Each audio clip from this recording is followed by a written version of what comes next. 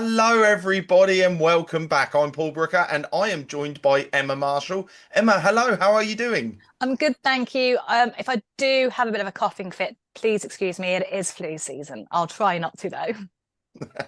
No worries at all. And we have a wonderful editor who can cut that out just in case if it goes on forever.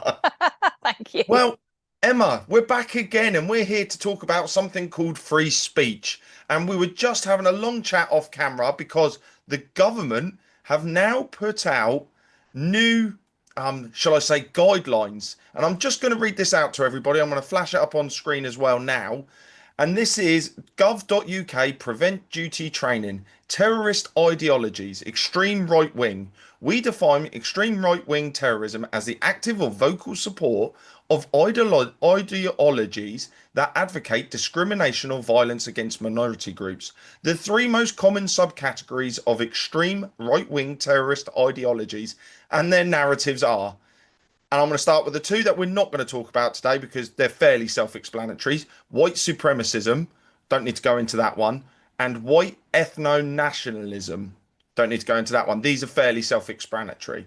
The one we're going to dive into, cultural nationalism.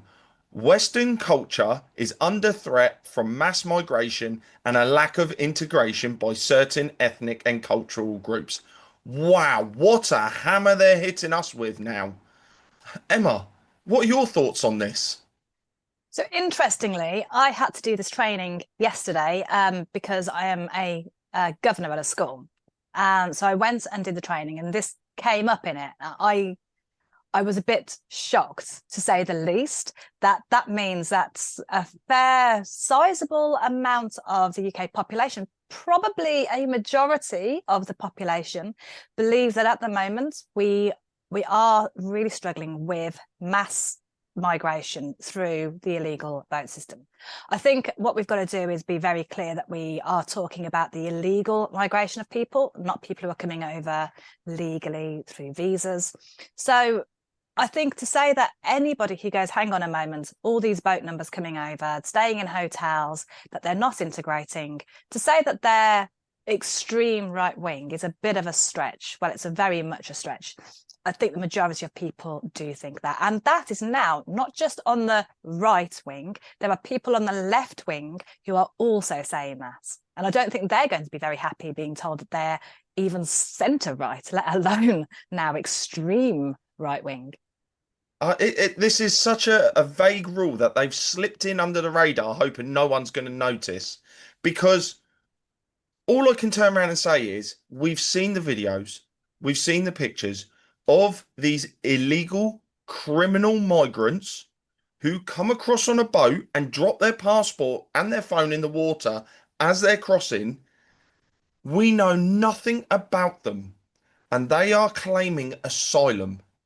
They're saying they're running from somewhere. They won't give their real dates of birth, everything like that. Now, we're being stopped from talking about this effectively with this new rule because you and I both know that we've seen a influx of people beyond belief. And the fact that we are getting closer and closer to not being allowed to talk about it is scary. It's really scary. Freedom of speech is under attack.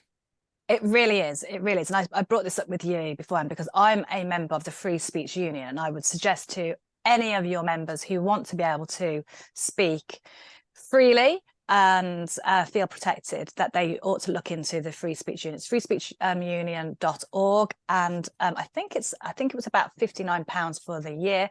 It's almost like an insurance policy, really. My husband and myself are members, and we both know if anything happens that we end up with a knock on the door and it's the police, that's who we call.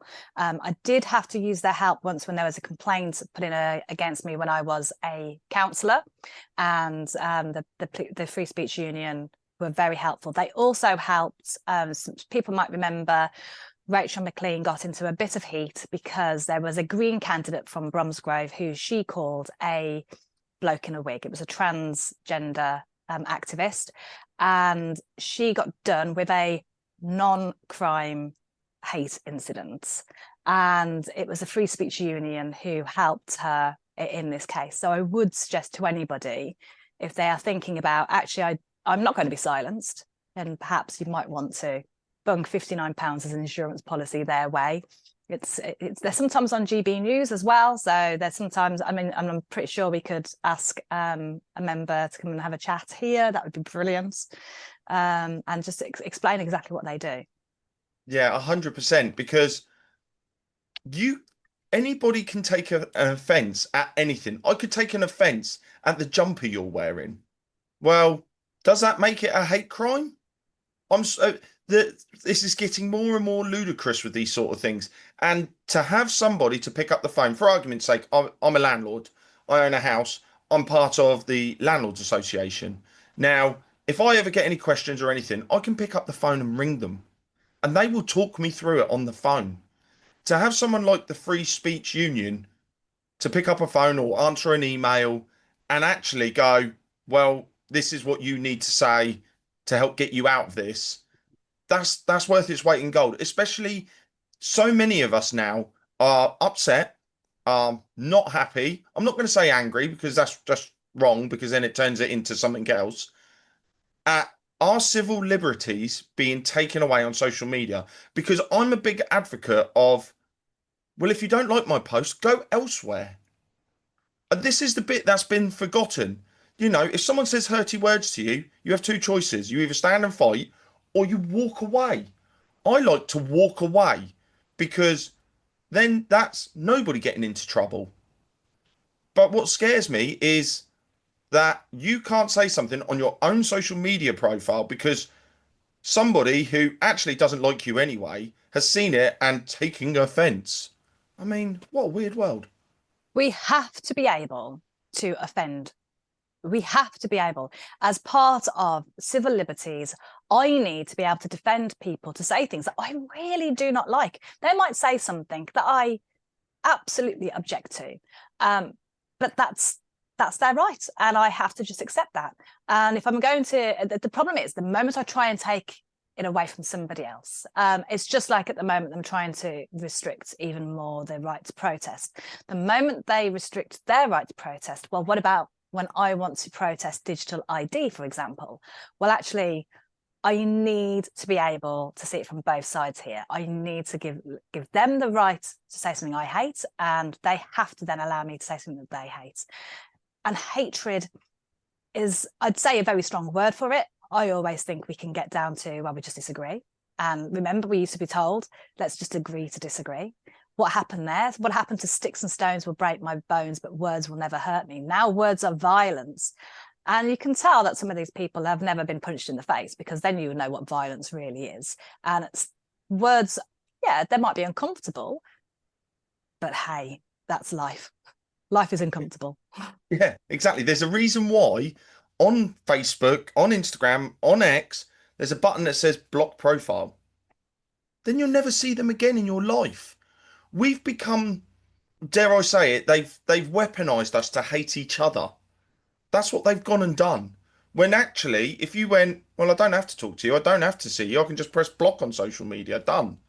And talking about the protesting, as you just said there, I think what they've done with the new rules in the UK is they've made it so you can't protest about the same thing more than once. I Yeah, mean, pardon? So if you decide to vote about digital ID, does that then mean I can't organise a vote about digital ID? exactly. And actually, considering they just know, well, it's only once, we can just ignore you for that once, then Yeah. just like they did with the petition, they've ignored it. So the next step, I believe there's going to be a planned march. I've got it in my diary. I think it was next, not this weekend, but the weekend after. So No. the digital anti-digital ID march in London is on the 18th of October. Wow. So there is a march planned. Whether or not you've seen it advertised, but I have seen it advertised and I've put it in my diary. We're going to take the children down to London and we are going to stand up and be counted as one of those numbers. Being at one of the marches can be really boring. You just stood there, and quite a lot of people like to be quite active, you know, but we need to stand up and just be part of those numbers and be counted. And we saw what happened with the United Kingdom. They tried to diminish the amount of numbers that were there. So we need to go out in force. We need to Oh, I stand couldn't agree more, Emma. peacefully stand there and just have our numbers counted. And that's the thing that they hate, because the trouble was so limited at United Kingdom, they couldn't shut it down. Because remember, once the violence starts, they can end the march. That's it, you're done. It's time for everyone to go home. Whereas you keep it peaceful, you can be there as long as you want, effectively. Obviously, there is time limits, but you know, and the no to digital ID is massive. It is a massive, massive thing. And let's not forget, it's Tony Blair's son who owns the company currently that is at the forefront of implementing this. And we all know Tony Blair tried to do this when he was in power. So you can see that this is an agenda they're not giving up on. They're desperate to make this happen. And just for anyone out there who doesn't understand, it's not about just a photo card that is your ID. This is the start of the implementation of a whole system: social credit scoring, carbon credits. Just so you understand, carbon credits. Well, you've bought two steaks this week. I'm going to turn your money off because it's all part of the digital central banking currency. So you can't buy any more steaks. You've driven 100 miles this week. You can't drive anymore. The control mechanisms that are coming are going to be phenomenal at restricting our freedoms even more. Because at the moment, they're going after our speech. They're going to go after our movement. They're going to go after what we eat. They're going to go after what we wear. The lengths that this can go to are phenomenal. This is the gateway to a whole host of things. And I think the thing you could look at, and people have used places in Europe who have digital ID as examples of, oh, look, it's fine. But in Europe, where they do have digital ID, you do not have to have it. It is not mandatory, like they are suggesting here. And it is not attached to your right to work, which they are suggesting here. The three arguments for having digital ID is, one, it will prevent people coming over on the boats. Well, that does not hold water in any way, shape or form, because the moment you actually get through the process and you are granted refugee status, you have the right to work and you have the right to benefits. So how on earth will this stop that? They also say it will stop people from working illegally. Now, this only works, and this is really important, it only works if you stop cash. Because anywhere which is still cash can then still employ people cash in hand. So the only way they can do it is to prevent us from having cash, which, think about that for elderly people. Think about that for people who can't even afford to have a phone. So what's the government going to do? Give us government devices so that everybody can actually have access to finances? It's really, really insipid. And then, of course, the other thing it said that they say is, oh, it's just going to modernize. Well, that's great, but we still have a whole raft of people who can't use technology. So you're going to modernize far too quickly. And as I say, what happens if your phone breaks and suddenly you need it to go to A&E? So you get mugged, they've stolen your phone, and you need A&E, and you need that device to say that you are entitled to A&E services. What on earth are you supposed to do then?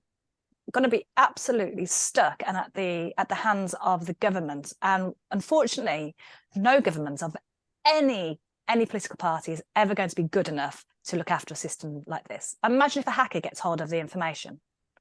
Yeah. It's crazy. Yeah. Well, I believe it's already happened. I saw a story the other day. They managed to break into the system where if it guessed your age wrong, they actually had to resubmit or redo something, and the hackers got into that bit, so they've stolen a load of data already. So this is something harrowing. And I've been to Dubai, and they have this system in place already. You can't even get a mobile phone contract without a digital ID. This is a gateway to everything. This is a scary place, and they still have cash out there. They're still massive into the cash market. But someone said to me, Paul, they get rid of cash. How many women in domestic violence situations rely on cash because the violent husband, partner, spouse controls the bank cards? They use what little cash they can get to run.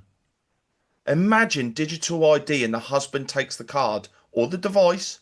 That woman is now a prisoner forever. This is a harrowing, scary system that, I'm sorry, I would love to trust the government. You cannot trust the government. I'm sorry, it's the hard truth. They've been caught lying so many times and working in their own interests.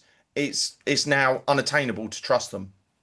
And I wouldn't trust any particular party with it. It's not about, oh, just because I don't support Labour. Actually, I wouldn't support any of the parties with this amount of control. I think actually we need to be having a great repeal act of taking away a lot of what the government does and say, right, concentrate on what the government should do and do that well. That's your job. But they've expanded the state so much that it's just this massive bloated glob of a state, which is, it's just ugly and horrible. And I think I mentioned this last time on your show. We actually need to instead raise up community. And it's something I will just keep banging on about it. Raise up communities because they can act quickly. They can act decisively on what people need. And then you don't have the problem of isolation and loneliness because the community is coming together. We have a huge problem in our country at the moment with isolation. Digital ID isn't going to solve that, is it? No, no, 100% it's not going to solve it. And let's not forget, once upon a time, if a man and a woman had a row, the men would go to the pub and meet their friends, and they would talk, they would calm down, and they'd come back for tea. We're losing a lot of this, how do I describe it? This camaraderie with friends. And yes, they're at the end of the phone. That's not the same as human interaction. You know, I work from a studio. And I can tell you now, it can be quite lonely some days because you don't see anybody. You think you're okay, but actually it's when you go meet your friend for lunch, breakfast, dinner, you actually sit there and you go, God, I've missed this. And that's why pubs are so important. And one of the things we haven't got is we haven't got young people meeting up anymore. We have got the loneliest generation of young people ever. And I remember when I was in my young 20s and I was going clubbing probably 2 or 3 times a week. I mean, I didn't have hangovers back then, so I could. And now I'm talking to my own children who are 23 and 22.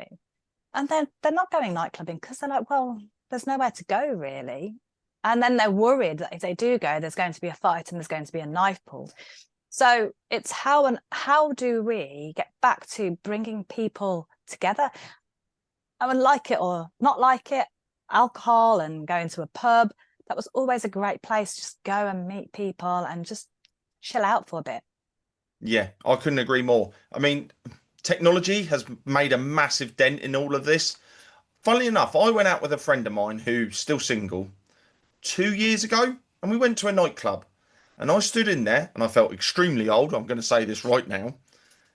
And everybody stood in groups.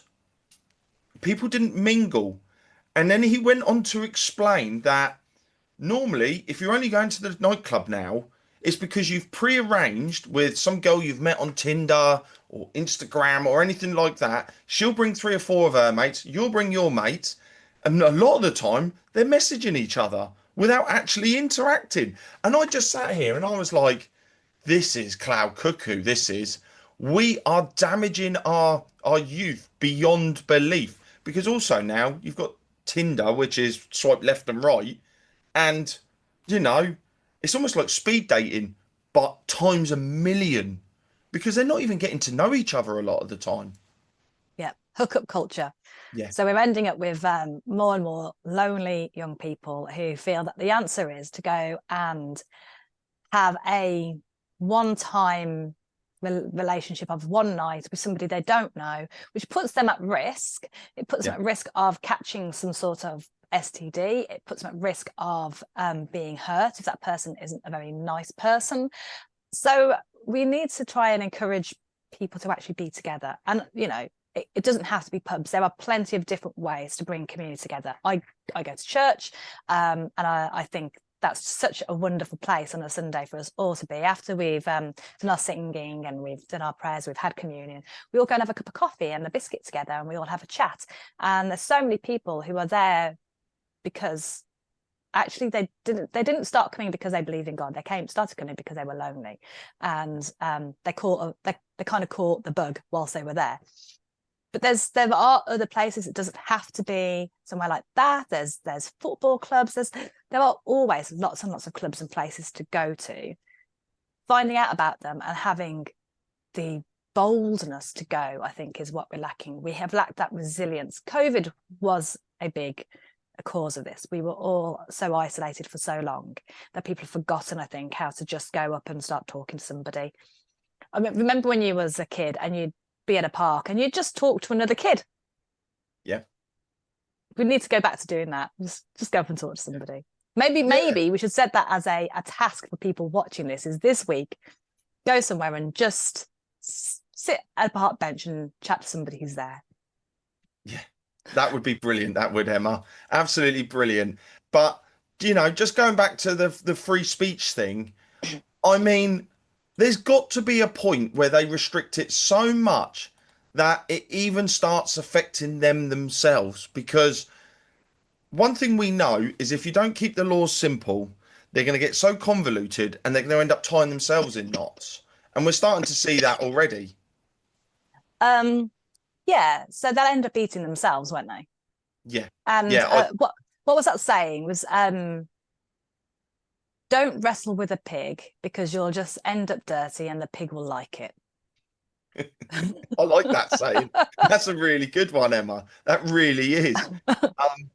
But I'm sitting here though thinking, yes, we've got the freedom of speech organization, which is fantastic because I never knew they existed. And to have that in your back pocket is phenomenal.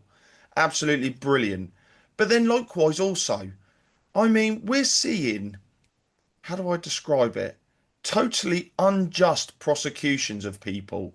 And dare I say it, sometimes they're getting sentenced longer than paedophiles. And that is astounding. Yeah. I can't understand because even our judiciary system is broken. Justice is blindfolded for a reason. Well, it looks like someone's taken the blindfold off and it's whatever the politicians want. I mean, how can something so fundamental be so broken?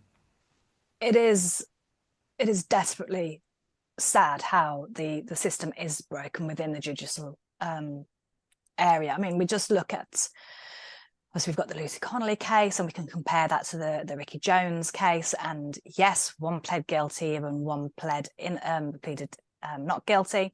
But we go all the way back to, well, what happened in those situations? Well, he was granted bail and she wasn't, and she was told the wrong advice, that it's okay if you just plead guilty. It's such a minor offence. You'll be home and you won't see the inside of a jail cell.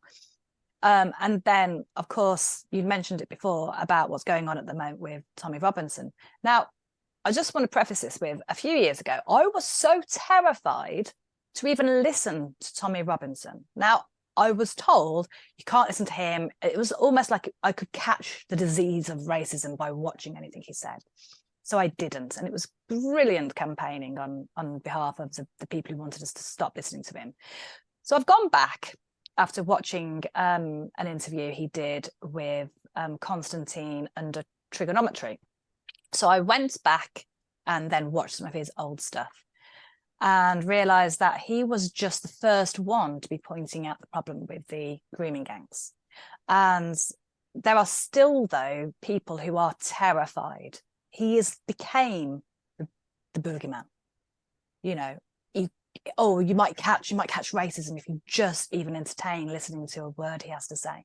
And I've said this to other people, but if you listen to the fact that he's a bit of a geezer, and he talks like a geezer, if you compare that to, say, Douglas Murray, who says very similar type things, actually, when you listen to the content of it, but because he speaks with a beautifully spoken accent, people listen to him and he doesn't get the same abuse. There is, I think, a bit of a classism around Tommy Robinson. And at the moment, he's back in trouble again. And that's all worrying. I mean, I haven't looked into too deep. I'm sure you're going to be able to say what's going on. What's the latest of that? Well, I saw something earlier on today because obviously he's in court at the moment. They're trying to charge him with contempt and, dare I say it, a terrorism charge. Now, This is something we've heard time and time again. The abuse of the Terrorism Act in all things judicial. Now, I can't understand is not once have I heard Tommy Robinson say kill anybody, blow anybody up, or anything that sounds like an act of terrorism. So how they've managed to bring this against him, I don't know. Because I'm sitting here going, they really, really want to shut him up. And then you now find out Ezra from Rebel News has been banned from the courtroom because the BBC petitioned the judge because Ezra was live tweeting what was going on in the case. But he was live tweeting the bits that the police did wrong. That when the police were not following the BBC are desperate to paint this narrative and they want to make sure no independent reporters get a chance to release anything before the BBC have constructed this narrative. You can just see this is a fit up job they're doing to Tommy Robinson. And then when you go back to his youth, yes, he was very outspoken. But do you know what? As he's got older, he's calmed down. I know he's a little bit jittery sometimes, but that's just the type of person he is from London. Um, he's actually starting to make a lot of sense.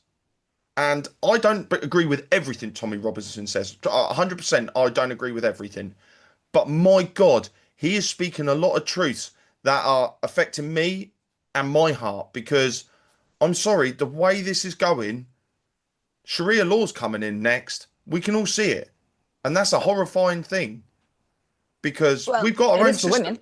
Yeah, For women, that is absolutely yeah, terrifying. So, under Sharia law, for anyone who doesn't quite know, please look into it. A woman's testimony is worth half of that of a man. So, if you go into court and there is only, you need to have two men, but if there's not two men, you can have one man and two women. So, and that's what it says within Sharia law. There's also allowances to be able to beat a woman. There's also allowances to be able to have a slave and to have relations with that slave as though that slave were your wife. That's things that are permissible under this. Stoning is permissible too. So for women, it would be a terrible step in the wrong direction. And I think when we're looking at this whole thing about terrorism and terrorism charges, I was doing a little bit of digging and I can't find it right this second into Prevent and the people who are currently running Prevent. And it has very much changed that because of DEI practices, it's now more than 50% are not actually British people, you know. So I don't know. I need to look into a bit more about it, maybe do my own TikTok on it. It's to say, hang on, who is actually running Prevent and what is their histories, what's their ideologies? Because I remember reporting to a school that two of the students had said that Hitler had done the right thing because Hitler was killing Jews. So I said to the school, they needed to report this to Prevent. And they said, oh, there's no point. They'll just tell us to deal with it in-house. And anyway, the school said, anyway, it might not be the parents. I said, I didn't actually think it was the parents. I thought it was probably TikTok. There was a whole TikTok trend around it. But the school even said there's no point contacting Prevent. So what exactly are they supposed to do when we've got children saying that Hitler did the right thing? It's just blows my mind. yeah. And the reason why I brought up the Sharia law thing, this takes us all the way back to what we started talking about non-integration into culture. How can you have your own legal system operating in another sovereign country's legal system? This is the bit that worries me. And yes, I know they've managed to mix in religion as well, but the fundamental reasoning of this is they've created their own legal system. Or not created, they've got their own legal system. And it is operating in the UK as we speak. I mean, blimey, we've all seen the picture of the house that says Sharia court on the side of it. I mean, come on, people. So, this going back to freedom of speech again. If we cannot talk about these things and we are gagged, then these things will only grow in power. I mean, that's my understanding of it. Absolutely. And if you take things to their extreme of, okay, well, we can't shut people up who have dangerous views, wouldn't it be better to find out who the people are who have dangerous views so that you know who these people are? If you just keep silencing people, you push people more and more into the dark web where they will end up becoming self-radicalized, and they are then more likely to carry out terrible atrocities. We've seen in America, there was a guy who radicalized himself online and he set fire to himself outside of the embassy, killing himself. That was absolutely awful. We've seen it in this country of people self-radicalizing themselves. So I always think that actually having conversations, at least you know who those people are to keep an eye on them, but also we're not going to become more and more extreme because the conversations will bring us together. I love having a chat to somebody who's got a very different opinion to me, and we can just sit there and hash it out as long as we do it with respect for each other. We'll say, okay, well, I disagree on that, and this is why. Then at least if we can come to a position where we go, okay, we're never going to agree on this, but at least we've listened to each other. We both go away perhaps feeling slightly more central. We can still go away and go, oh, they can go away and go, that person's a nutter, don't believe a word they say. But they will have that in the back of their head when they have a conversation with somebody else who then says something similar. Freedom of speech is just the safest way forward for us. It's so integral to everything about our culture. It's so sad to see. Yes, it is. It is, and it is under threat in the UK. I don't care what anybody says, it is under threat. What I believe, you've just got to look at what happened to Charlie Kirk. That man wanted dialogue with everybody to talk. He wanted to talk to everybody because right now, as you rightly said, if we all talk, we all understand. And it's almost like they don't want us talking now because then they can compartmentalize us. Dare I say it, as you said, turn us to the groups where you end up becoming really radicalized because you can't talk to anybody else. And that is a very scary, harrowing place. And someone said to me, if we all talk to each other with love, this world would be a much better place. Not this, I'm better than you should just do as you're told attitude. But also, if they shut us up, they can then start to dehumanize us. And we have seen in history what happens when you dehumanize any group of people is not going to end well. So we have got to stamp it out. And that's why I'd say to anybody thinking, hang on, I don't want to be silenced. Again, think about the organizations such as the Free Speech Union and double check when you're putting things out first, maybe have a bit of a moment rather than putting something out angry like Lucy Connolly did.